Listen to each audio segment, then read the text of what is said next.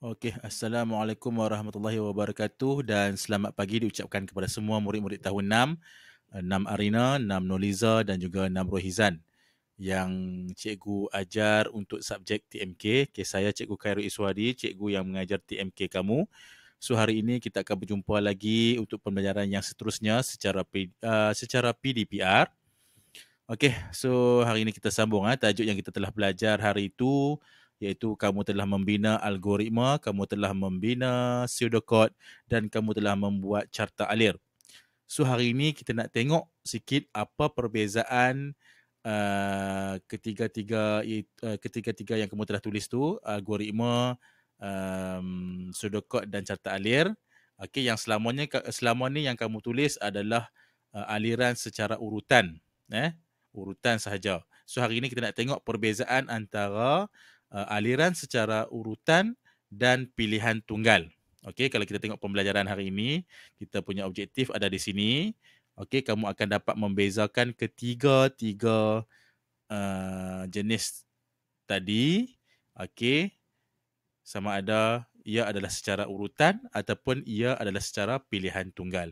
Okey, cikgu besarkan. Okey, kita tengok di sini.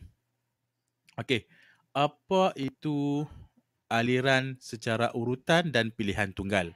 Okey, ada di sini Okey, ada di sini. Okey, apakah itu aliran secara urutan dan pilihan tunggal? Okey, sesuatu masalah biasanya boleh diselesaikan dengan aliran secara urutan. Okey, satu urutan saja, tak ada pilihan. Aliran secara urutan melibatkan penyelesaian masalah yang menggunakan langkah-langkah secara tertib. Ini cikgu dah ajar dulu sebelum kita tutup sekolah, cikgu dah cerita dah. Okey, apa itu algoritma, pseudocode dan sebagainya, iaitu ia disusun secara tertib, secara susunan, mengikut susunan. Walau bagaimanapun, bukan semua masalah boleh diselesaikan dengan aliran secara urutan kerana dalam proses menyelesaikan masalah, kita akan berhadapan ataupun berdepan dengan situasi yang memerlukan kita membuat pilihan.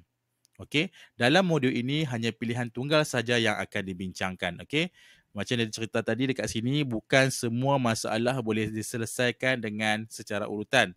Okey, kita juga akan berdepan dengan situasi yang memerlukan kita membuat pilihan. Okey, so apa yang kamu telah buat sebelum ini iaitu kamu telah mengenal algoritma, kamu telah mengenali pseudocode dan kamu telah mengenali carta alir. Okey, so kamu juga telah mengetahui makna dan simbol. Okey, macam mana nak tulis pseudocode.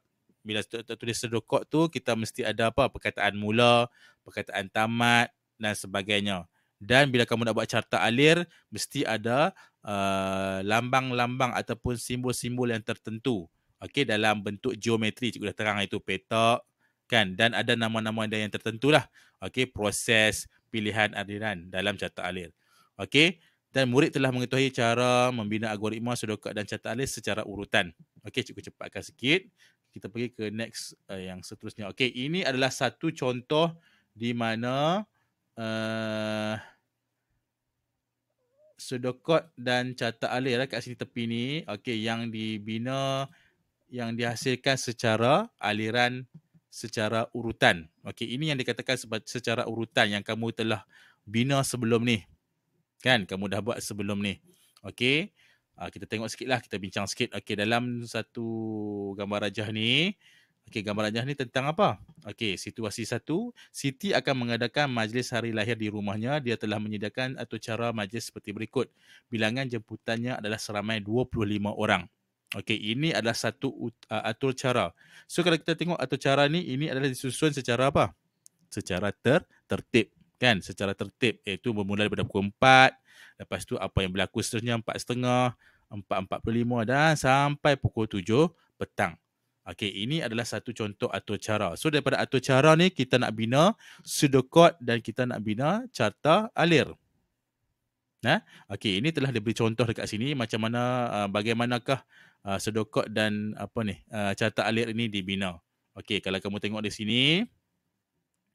Okey, bila kita nak bina pseudocode dekat sini, okey nampak daripada sini, okey cikgu dah bincang lah, cikgu dah beritahu sebelum ni, sebelum cuti sekolah lagi, sebelum kita tutup sekolah, sebelum kita laksanakan PDPR ni, bila nak tulis pseudocode mesti ada perkataan mula, okey dekat sini, dan juga ada perkataan tamat. Okey, ini untuk membina satu pseudocode yang lengkap.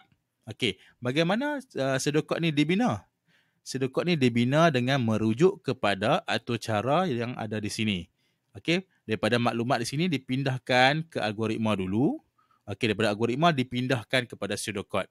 So algoritma, pseudocode dan catatan ni dia lebih kepada memindahkan data-data dia. Okey, ataupun maklumat-maklumat dia. Ya. Okey. Okey, ini contoh pseudocode daripada yang hasil kita ambil daripada situasi di sini di kad jemputan ni. Kat hari lahir ni. Okey, lepas tu ini adalah apa? Yang sebelah sini. Okey, ini adalah carta alir. Okey, kalau kita tengok dia lebih kepada memindahkan maklumat daripada pseudocode kepada carta alir saja. Tetapi carta alir mestilah ada bentuk-bentuk yang ini. Okey, ada bentuk-bentuk ini ataupun ada simbol-simbol ini. Dan kita tak boleh sewenang-wenangnya nak lukis mula ni dengan bentuk lain, petak ke tak boleh. Mesti mula ni menggunakan geometri yang ini, tamat pun menggunakan geometri ini, dan untuk proses kita menggunakan petak ni. Okey. So ini adalah satu contoh berkenaan dengan pembinaan pseudocode carta alir yang dibuat secara aliran secara urutan. Okey. Faham Okey, kita pergi ke seterusnya. Okey.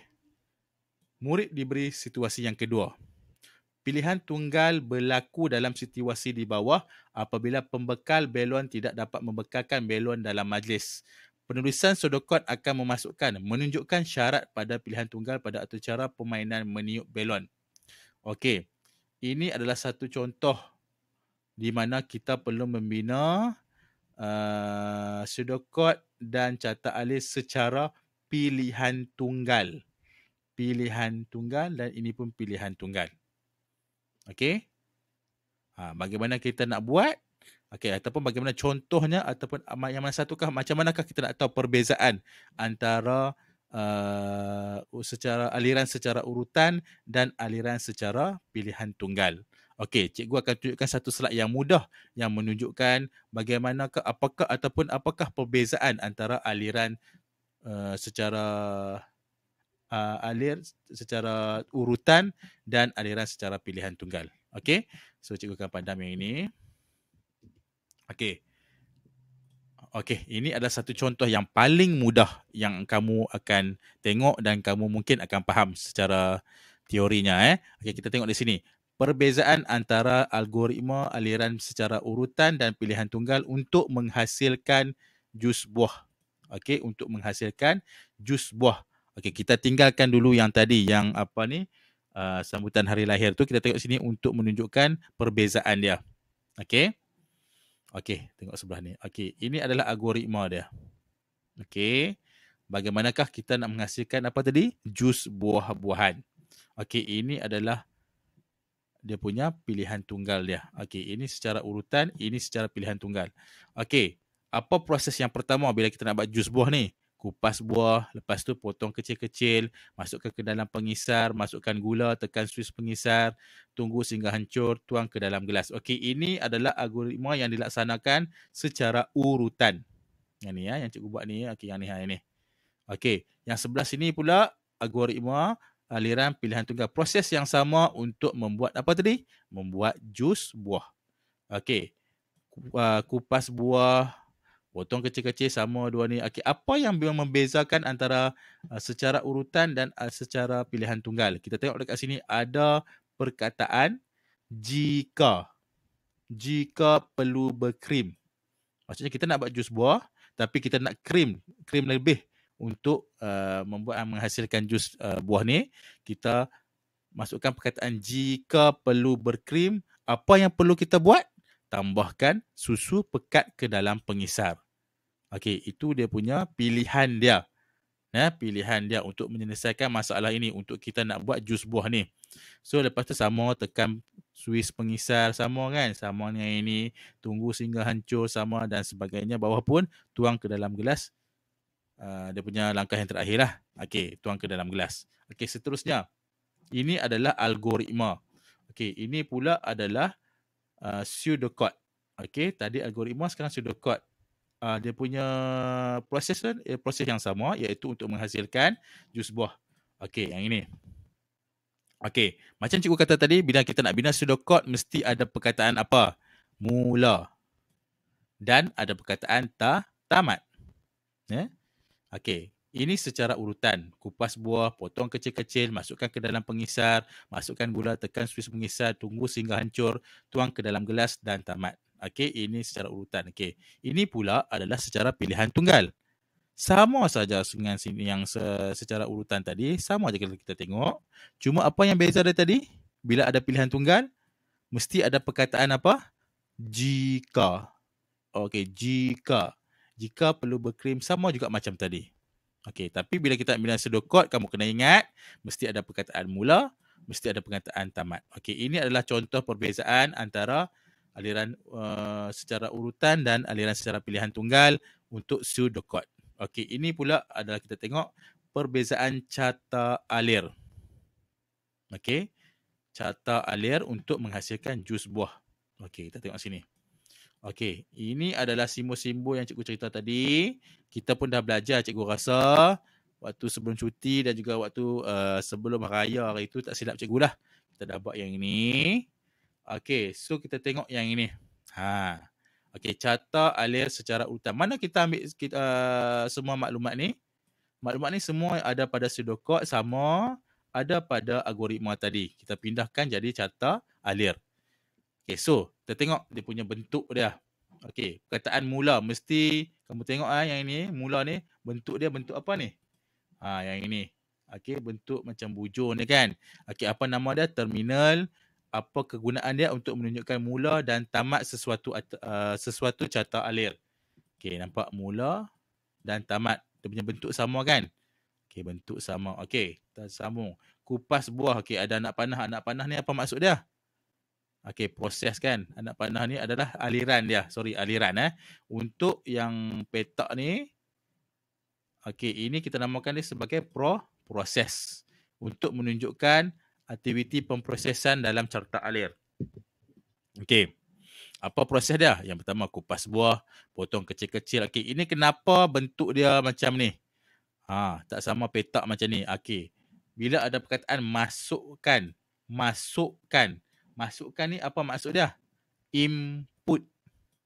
Okey, untuk menunjukkan aktiviti membaca, memamparkan dan mencetak data. Okey. Ataupun menunjukkan aktiviti input ni apa? Masuk. Output tu adalah keluar. Okey, masukkan gula. Masukkan ke dalam pengisar buah, masukkan gula. Okey, lepas tu tekan suis pengisar, tunggu sehingga hancur, tuang ke dalam gelas dan sepatutnya ni akhir ni ataupun tamat ni. Dia silap Okey, tak apa. Sepatutnya di sini adalah perkataan tamat. Okey, seterusnya. Okey, ini adalah contoh apa tadi? Ini adalah contoh carta alir secara urutan. Okey, kita tengok pula carta alir pilihan tunggal. Proses yang sama, iaitu proses untuk membuat jus buah. Okey, sama macam tadi. Yang ini kan sama. Okey, kalau kamu tengok apa ada beza dia? Dekat warna apa tu? Hijau ni kan. Okey, proses sama. Kupas buah, potong kecil-kecil, masukkan ke dalam pengisar buah, masukkan gula. Okey, ini bila ada bentuk macam diamond ni, ataupun kita panggil dia sebagai pilihan. Okey, untuk menunjukkan ya atau tidak dalam carta alir. Bila ada bentuk ni, okey, perlu krim. Kalau kita nak bagi kita punya jus tu pekat, ya, tambahkan susu pekat. Kan? Kalau kita tak mau, kita teruskan kepada tekan suis pengisar. Kalau kita tak mau, tidaklah maksudnya. Okey, tunggu sehingga hancur, sama macam tadi, tuang ke dalam gelas dan tamat. Okey, ini contoh carta alir yang mempunyai pilihan. Nampak bentuk ni kan? Bentuk macam diamond ni, bentuk pilihan ni. Okey, ini adalah carta alir pilihan tunggal. Okey, cikgu rasa kamu semua dah faham. Okey, perbezaan antara aliran secara urutan yang ini dan pilihan secara pilihan tunggal. Okey, ini untuk carta alir. Ini untuk perbezaan pseudochord. Ini untuk perbezaan algoritma. Okey, secara urutan dan juga secara pilihan tunggal. Okey. Sekian, terima kasih. Cikgu harap kamu semua faham. So, cikgu akan terangkan selepas ni untuk kamu membuat latihan untuk hari ini. Sekian, terima kasih.